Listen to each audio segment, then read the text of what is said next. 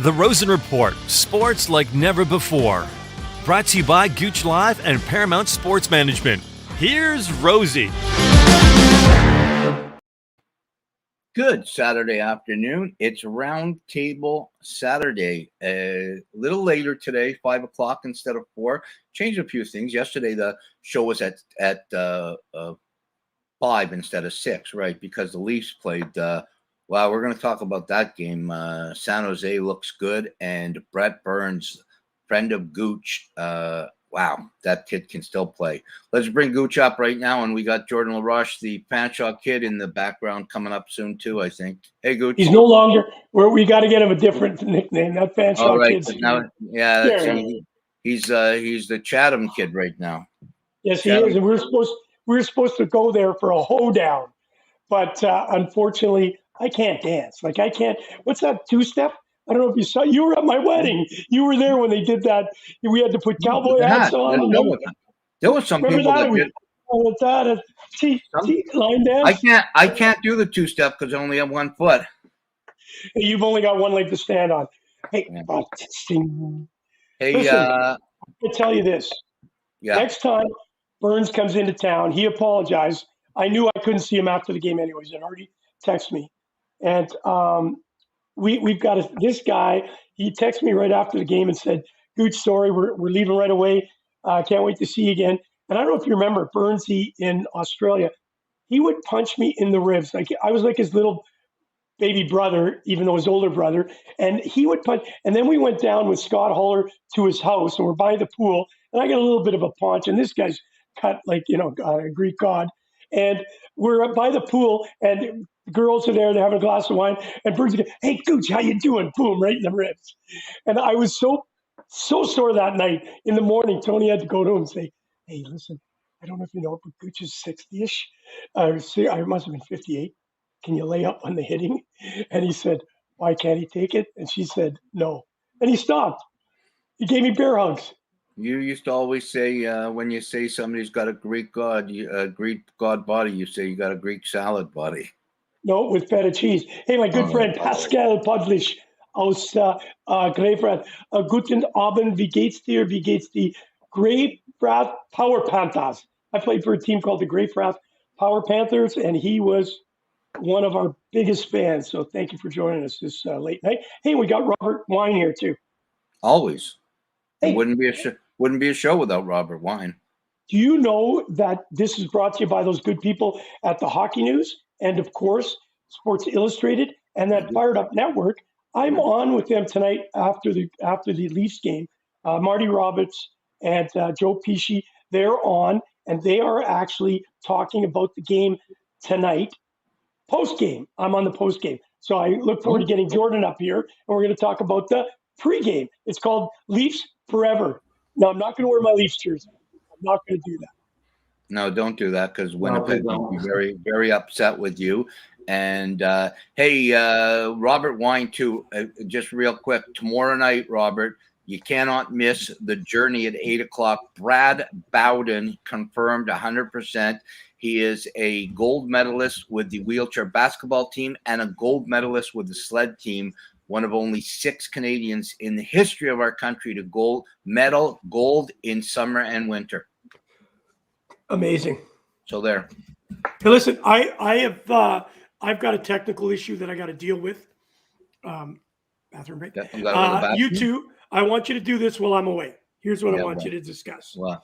You know we're on Instagram. You know we're on Facebook Live. You know we're on Twitter. And you know what? Watch out. I'm coming on TikTok. Jordan, I've got a new social media dude. Really excited about him helping us. And we've got a couple of guys that are going to help us with video. Conrad Jagla is going to make us look good, and we're going to TikTok it for a while. Paul, you and I have to do something together in TikTok. I've been wanting to do TikTok for ages. My girlfriend's been trying to get me on it, and I just I don't know what to do, but it looks interesting. Well, you can talk to Jordan about that. I'll be right back, kids. All right, no problem. So what do you think about this TikTok situation? I mean, the only views I have for TikTok is when I need to waste like an hour of time. I have an hour to kill or whatever. It's easy. Yeah, it's easy to waste. There's some very interesting content on there. Some very stupid and some very ignorant stuff out there too. But there's some interesting stuff. You gotta get lost in it, but yeah. Yeah. Let's you know what? While Gooch is doing whatever he's doing technically, let's talk about that Leaf game last night. That was hard to. Hey, if you're a San Jose Shark fan, they look good. Best start they've had in ages. I think going into this year, Doug Wilson, one of my favorite Hawks of all time, inducted into the Hall of Fame. He was on the hot seat, and the team looks really good. What your thoughts on last night's game? I mean, it's just a statement win for the Sharks. I mean, Aiden Hill had a great game. Eric Carlson put up a couple points, and the forwards played well. So, again, just from top to bottom, this team's looking really good. They're a real kind of grinded out, in-your-face kind of team, which I think they need to be. Sure, they have some skill guys with Timo Meier, Thomas Hertl. But, I mean, you throw in a Kevin LeBanc out there who's a big power forward. I mean, this team is good, and they were just dying for a goaltender, which they got this offseason. Yeah, he played really well. And, really who impressed me, and I'm not just saying this because I know him and Gooch are real good friends. Brett Burns is getting up there in age. He's played – it was his 600 straight game last night, over 1,000 games. This kid can still play, man. He blocks shots. He's got a bullet shot. The way he gets in the rush and then transitions back on D, I'm very impressed, Gooch. Well, you know what I want to say to that is that I was really impressed myself. Even I know people drop names and they think they're best buddies, but I'm pretty close to the dude. I love him. And I got to tell you this, 26 minutes he played last night, 26 and 24 seconds, something like that. And the next person in the whole game was 22 or 23. Like, he's not a youngster. No. But I'll tell you what's even more impressive is what you said. He's up behind Toronto's behind the net. And by the time Toronto's breaking out, he's already at the red line. You know what he does? You know what he does that I love is when he skates in and he's sort of going towards the puck, chasing the puck behind the net, and he realizes he's not getting there. He does that sort of, half turn back skate, and he's before you know it, he's back at the blue line. And I just think, in my opinion, and you know what, John Cooper, if you're watching and you really want some advice from a one-legged former goaltender, Burnsy's got to be on that blue line. I know he's not young, and you got a lot to choose from. But in my opinion, if he's not one of the 7 on Canada's team going to Beijing, you've made a big mistake, my friend. Well, he's making a case for sure. I mean, if he can keep this up and if San Jose continues to do well, I mean, I don't see why not invite Brent Burns. Hey, Jordan, I wanted to ask you both because you're both goaltenders, but first you, Jordan. I was on with Scott Taylor. We were talking about, obviously, what's going on in the NHL. We talked about the Leafs and, of course, San Jose. And then we spent a lot of time on my Winnipeg Jets, who I think have kind of woken up, and they're going to be the team we all thought it was. But I want to ask you both this question. First you, Jordan. One of the things that we talked about, he said one of the things that he can't stand is defensemen just taking a full-on slap shot at the net without really thinking it through anymore. How many goalies can actually not stop a puck if they can see it with a slap shot today from the blue line? And what he said was, yeah. Sorry, go. Yeah. So second part to this, and what he's saying, and Brent Burns does this as best, probably better than anybody, where he just takes that little snapshot and he's putting it along the ice, maybe anywhere from on the ice to maybe 6 or 10 inches off the ice, so guys can tip the puck in versus, everybody wants to see this big, huge slap shot. First, you, Jordan, you being a goaltender, is that difficult to stop if you're just standing there, even if you got guys in the way on a slap shot, you at least can move around them? Yeah, like honestly, a blind slap shot from the point. I mean, it's probably gonna get blocked to begin with, but I mean, a shot that's waist high for a player, that's gonna hit us right almost in the logo. At least it should. Granted, we're in the right position, but the second that you kind of delay it, I've seen Adam Fox do this really well as well, where they almost fake it, pull it back, wait another second, find a different angle, and then give a shot maybe 5 to 10 inches off the ice. And that's definitely the harder play because you lose the puck in between all the body parts, in between all the legs that are kind of cutting across at the same time. Yeah. When the puck's a little bit higher, it's a little easier to see. So, Paul, it's a little bit different for you, and I know you're going to talk about that in a second because I want to talk to you about Hutch because I know you know him. He looked off last night. But what you as a goalie, as a sledge hockey goalie, you're lower to the ice. What's more difficult to take a puck on the blocker or the glove side? And when they are that low shot from the because when it's up high, especially for you, you can probably see it better, right? What's more difficult for a goaltender, blocker side or glove side? The blocker side. Almost every goalie in the NHL, his glove is his bread and butter. The blocker side's a tough one. In sled, obviously, the blocker side up around the head is almost impossible to stop.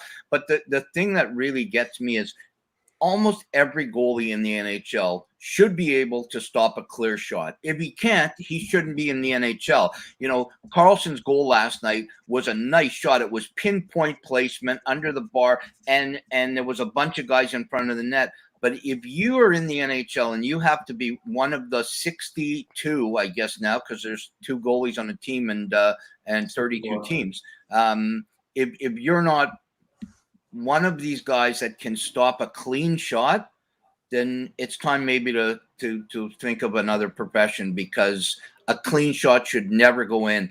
And that's unfortunately, and I hate to do this because I was at Jamie Maguire's goalie school today, and Mags loves Hutch and I love Hutch. He does not look good. The goals last night were brutal. He looked off. We were texting. You were at the game. He looked like he was fighting everything. You know what the word is, and you guys would probably know this because you've been in games where he looked uncomfortable. He didn't look, there was no confidence in him. He didn't look like, even, and honestly, Jordan, I came out to see you skate this morning with my boys. You look great, but you had a swagger. You just looked really cool. And last night, he did not show that swagger. He looked as if my teammates don't believe in me. That's how it looked. And obviously I've been on teams where I've not believed in our goaltender, and he stood on his head. But could you guys comment on maybe first you, Paul, and then you, Jordan? Yeah, well, Jordan and I talked before we came on the air about this. And the one thing that really got me is right from the start of the game, everything, even when he made a stop and there was a little scrum after the whistle, the puck leaked out.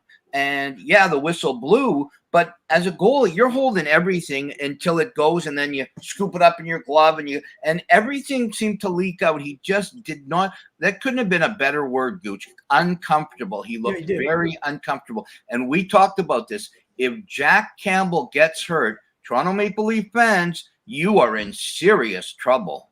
No, you don't. No, you're not. You got Alex Bishop ready to go. No, and the way Jordan looked today, boy, I'll tell you what, he could maybe step in. Jordan, I wanted to add to that, of course. Tony actually was the one that said, what's wrong with Hutch?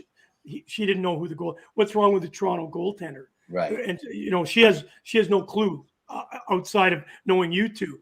And so for you, Jordan, have you been in those games where you felt uncomfortable and everybody's kind of looking at you? Listen, they needed him to play well. And I'm going to ask you the second, you guys, 2 parts question. First, you, Jordan. Have you ever felt uncomfortable? And have you felt that from your teammates? I don't know if it's necessarily from my teammates, but I mean, I had a pretty rough stretch of games my first year as junior. I think we won like 1 game over the course of a month. And, it got to a point there where, I was uncomfortable being at the rink. I kind of just kept to myself for a little bit. Granted, this isn't professional hockey or anything. This is junior C, but it still weighs on you. And Michael Hudson probably has had a ton of pressure coming into last night's game. The Leafs are 2-2-1 to start the year. They're playing up against a pretty good San Jose team that's undefeated right now. So I mean, there were a lot of factors kind of playing into that. I probably would have gone with Jack Campbell last night. Maybe start Hudson the game before. But I don't think Hutchinson should have started against an undefeated team last night. Paul, I want to come to you on this one. Obviously, talking about Hutch, we're going to talk about their game tonight, but that is a very good point, Jordan. Why wouldn't he have gone to Campbell last night and then Hutchie tonight? And the reason is he's at home. They haven't been playing well. They haven't been playing good hockey. Marner hasn't scored. Matthews hasn't scored. Great to see Thomas get a goal last, and of course Betza. But the team just has not gelled yet. And you have all these days off. Why would you go with Hutchie and not go with Campbell and then bring Hutchie in today, because the Pittsburgh Penguins are missing Crosby. Even though they're playing very well, they're missing Crosby. They're missing Malcolm. They're missing Carter. And now, just as we've learned, Letang is out with COVID protocols. It would have given maybe Hutchie a little bit more chance, because he hasn't been in net for a while, would have given him a better chance to get his confidence and not be booed. He was booed. I was there. He was booed after the fourth goal. I totally agree with you. I think Sheldon Keefe or Dubas, whoever made the call, made a terrible call to put Hutchin in Toronto with all the pressure. The Leaf fans are just waiting to boo him. For some reason, they don't like him. He hasn't played well since he's been here, but, you know, he played well in Colorado. He had stints where he played well in Winnipeg. He has not played well in Toronto from day one. So why would you put him in that opportunity to fail? And that's what they did. They gave him the opportunity to fail, and he failed. Tonight in Pittsburgh, where nobody cares, nobody in Pittsburgh cares about Hutch, that was the game to do it. And you put your number one goalie in Campbell against a team like San Jose, who's hot as can be.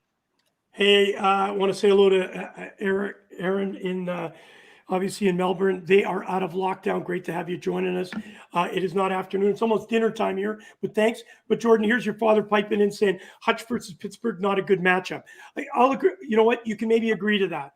John, hold on. John, Hutch versus anybody right now, and I love the kid. Not a good matchup. Well, no, not. But you need him. Hey, listen, guys. Right now, regardless of what we think, you need him in, because they're going to have some back-to-backs. He's going to have to get his confidence back. Right now, that kid is not sitting home and confident. People are, you know, a lot of the television stations, a lot of the radio shows, that's all they talked about. They didn't talk about Marner not scoring. They didn't talk about Matthews not scoring. They didn't even bring up the fact that we all talked about this.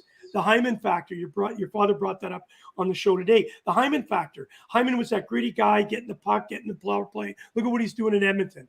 So I want to ask you this then. If you're Scheifele, and without the F-bombs in the all or nothing, if you're Scheifele, why would you not go with your goaltender that you know you need going down the stretch? What do you mean, Scheifele? And then, sorry? Sheldon Scheifele. I meant Sheldon Scheifele. But hey, listen, the last couple of days, Jordan has been picking up some of my scripts, but you did one yesterday, Jordan. I just figured it out. You said Dubois had a hat trick. Okay, so let's move on. I digress. Sorry about that. Sheldon, I can go look at the film. Sheldon, you know, goes and plays with their minds a little bit, and Hutch now is unconfident. You know what?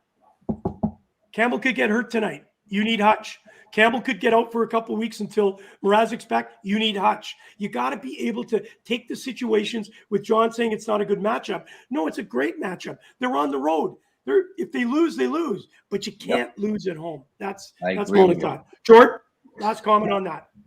Yeah, I think it wouldn't be a bad idea to look for like a cheap kind of third goalie for the team.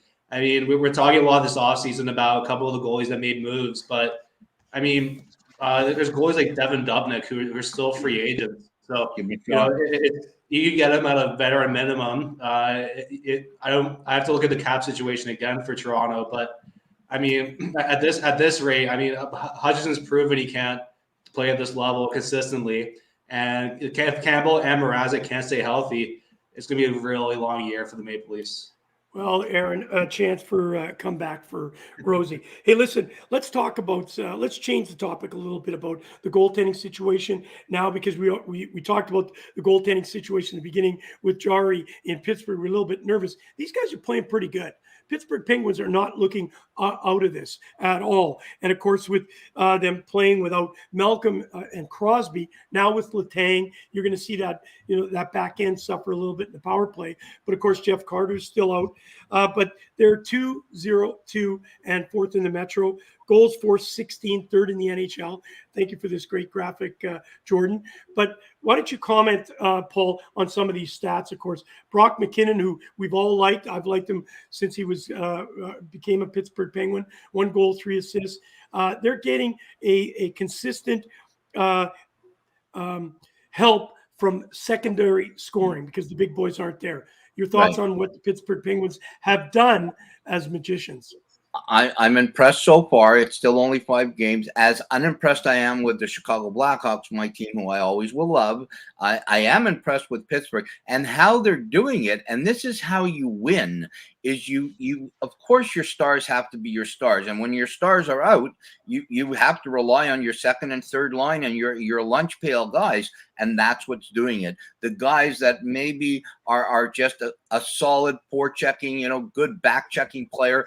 Your third line guys come up with big goals and play solid defense. That's how you win. And your goaltending plays good enough to give you a chance to win. And I'm still not a Jari fan, but I got to say, so far, after 5 games, looks solid. Hey, listen, Jordan, point-to-game players, obviously we're looking at a lot in the NHL right now. It's early, but it's almost by committee right now for the Pittsburgh Penguins.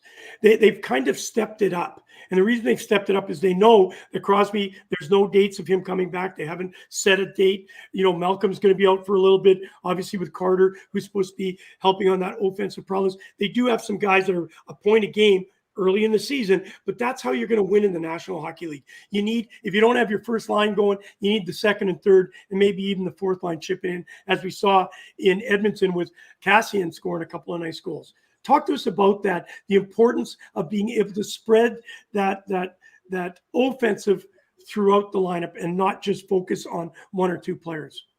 Yeah, we saw what kind of Tampa Bay as well. I mean, almost the whole top 9 always had 10 points going into the finals. So, I mean, it has to be done by committee. And then you look at another team like the Islanders, just really deep, be able to do so well. But I mean, I think the biggest loss for Pittsburgh right now, on top of Crosby and Malcolm, is going to be Chris Letang. Because you look at the past when Crosby and Malcolm have missed time, and they have missed time at the same time together. Geez, I lost my sentence there, but Chris Letang has been an anchor for them.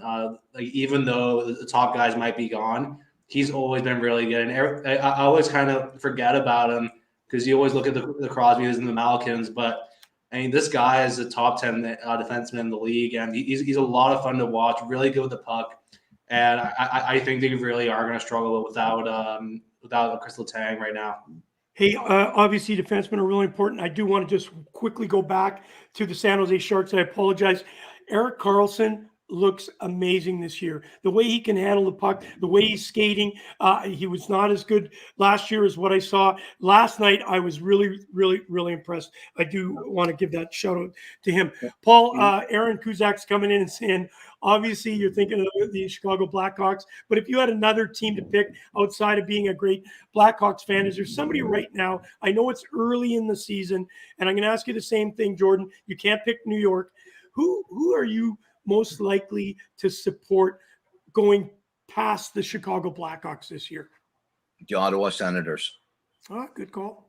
Yep. They look good today. I love the Rangers. I really do. I'm not going to kiss the Rangers bum because it's Jordan, and I know you don't want me to talk about the Rangers because that's his team. I really like the Rangers. I'm very impressed with them. But the Ottawa Senators, they may not make the playoffs, but they're on the road to redemption. And I think in a couple of years, they're going to be a team to watch.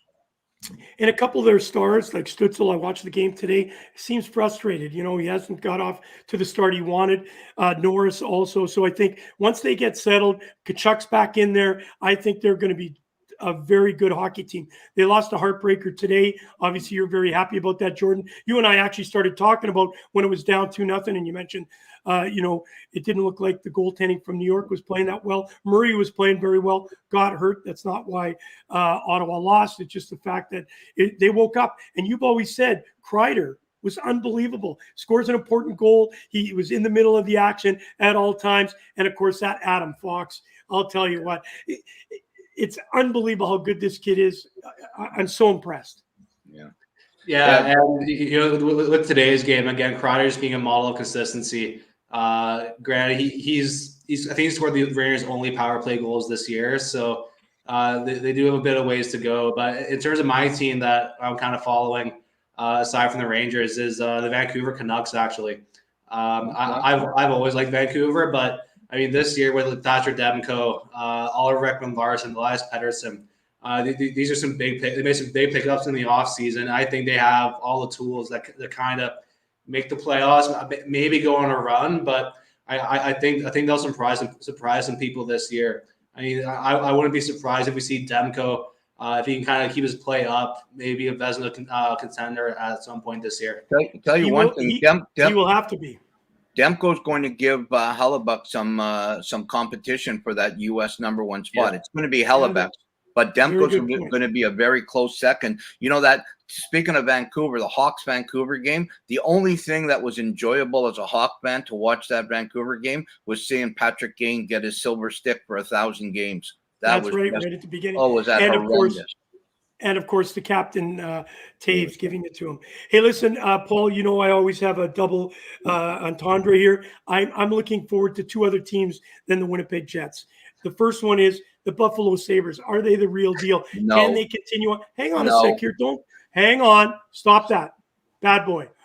I believe that the Buffalo Sabres, I think with this Eichel situation kind of played itself out. He's not coming back.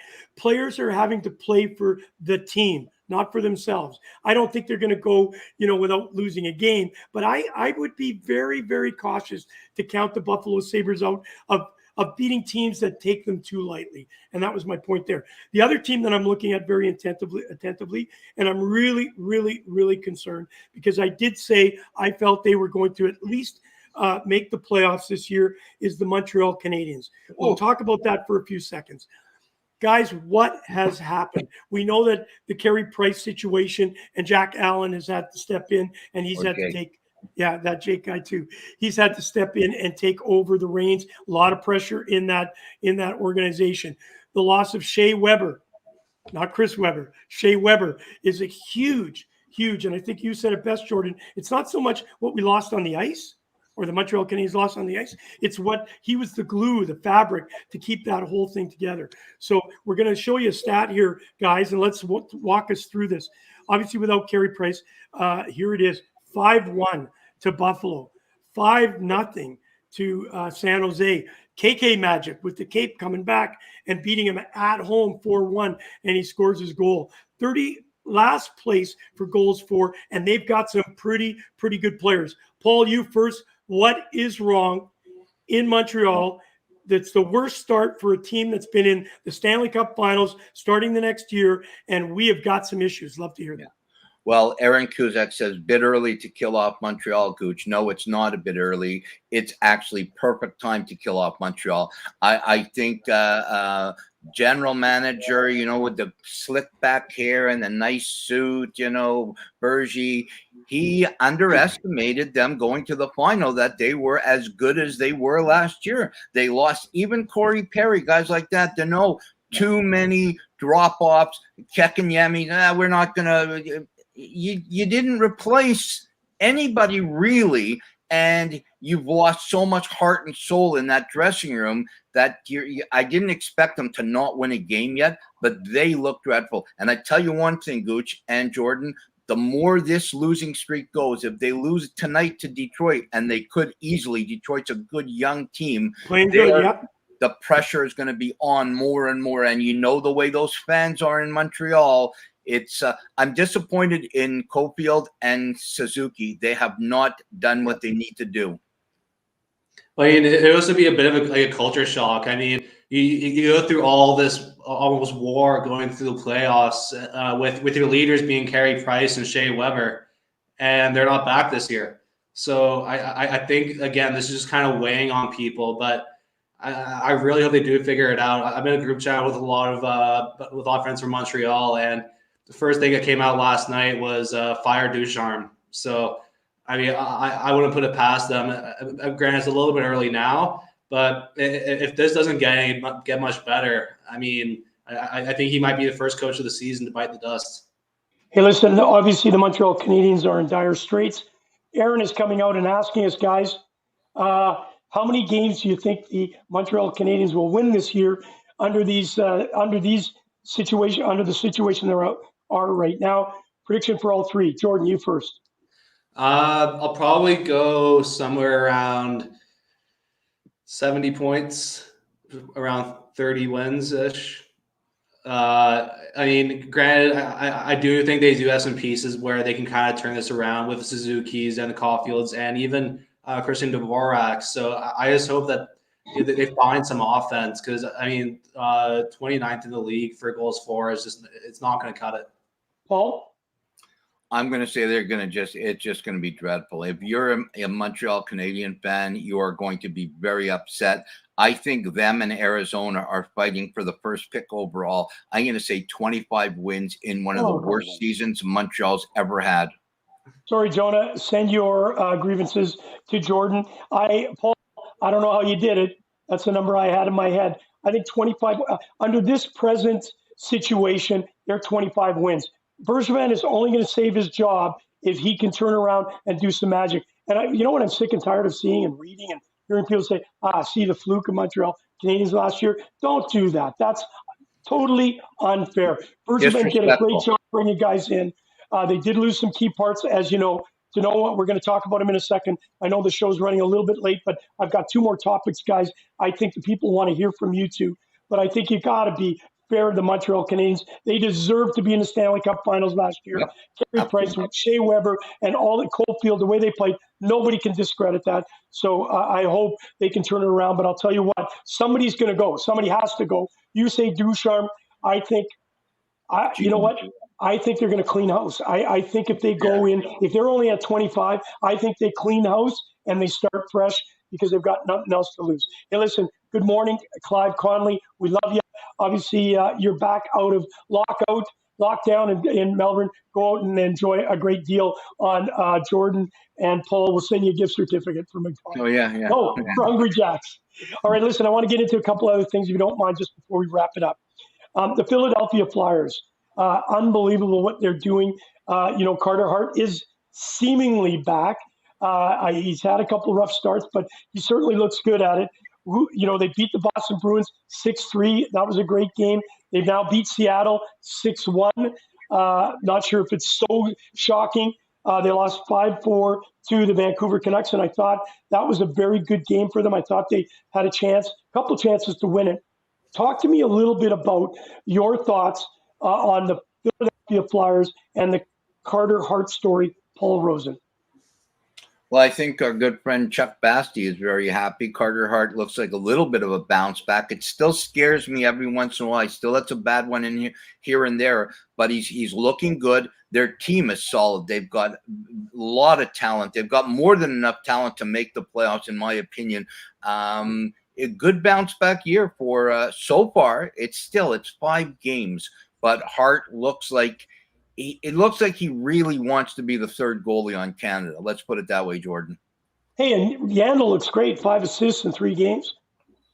Yeah, I think this team really got better in the offseason. They really beefed up that defense, which I think was probably their biggest issue last year.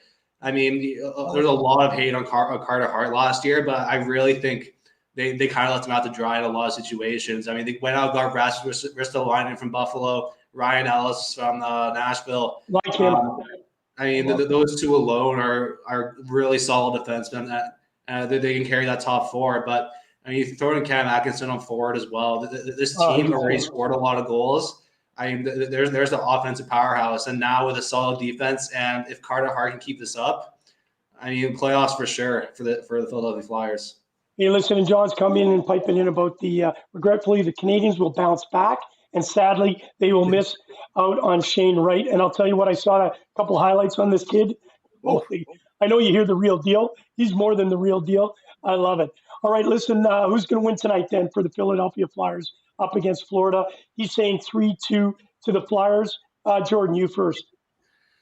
That's tough. I really like both these teams, and I think I'm going to have to go with 4-3 Florida. I as much as I just pumped Philadelphia's tires, I just think Florida is still one of the best teams in the East and one of the best in the league. Paul? I'll go overtime, though. I'll give us a little more credit. That's good. 4-2 Florida. Joel Quenneville wins Coach of the Year. After 10 games, he gets the Coach of the Year. Oh, my God. Okay, well, I guess I have to be the unanimous not choice. I'm going to go with Philadelphia Flyers. I think they've got a great start. I think they look good. I think they're confident. I think Carter Hart is going to rebound from the year he had last year. I loved him in the overtime the other night where he showed that he is the guy and he will carry them to the promised land. I'm just talking about the playoffs, not winning the Stanley Cup.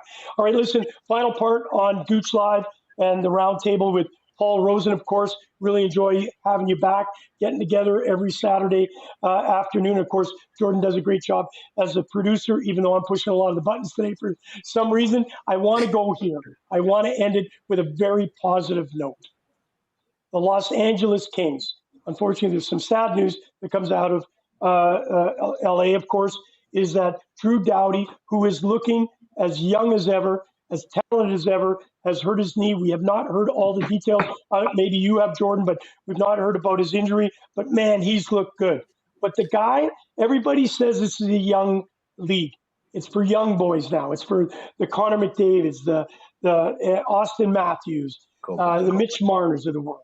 But I'll tell you what, Anze Kopitar looks reborn.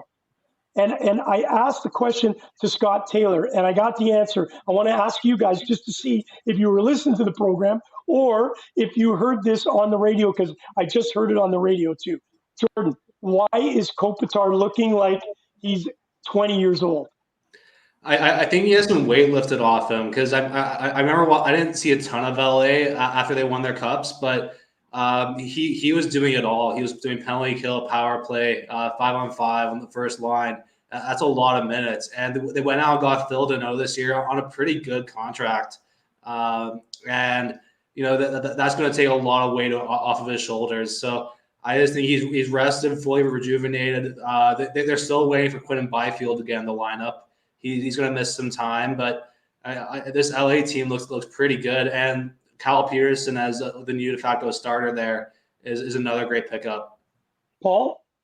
I thought they made a mistake at the beginning when they took the C away from Dustin Brown, who was a hell of a leader, and gave it to Kopitar, put a lot of pressure on him.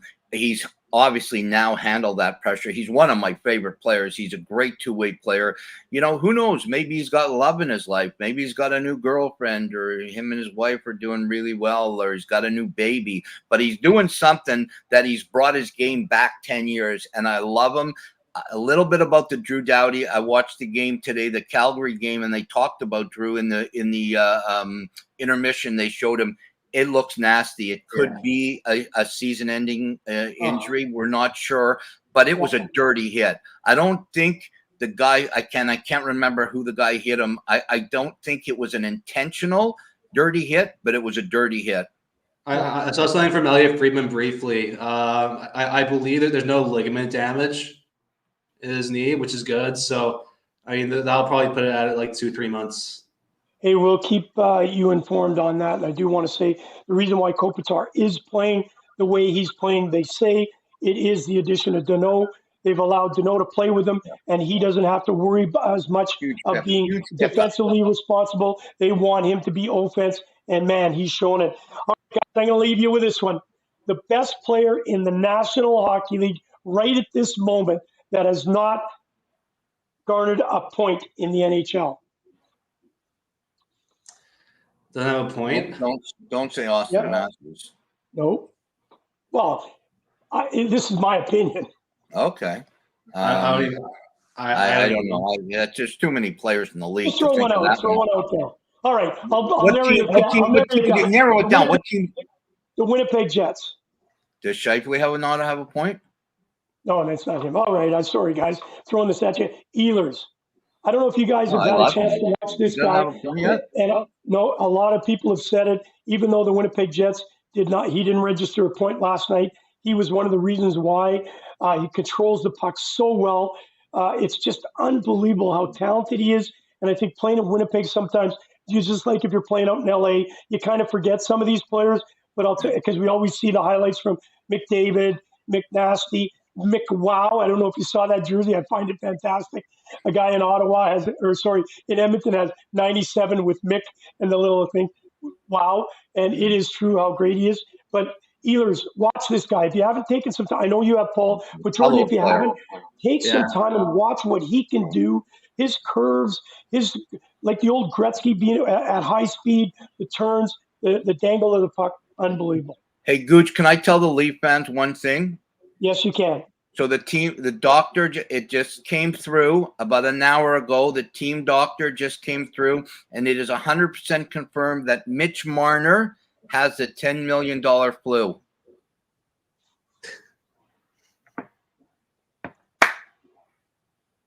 Too much money. Too much money. Good player. Too much money. I can't even answer.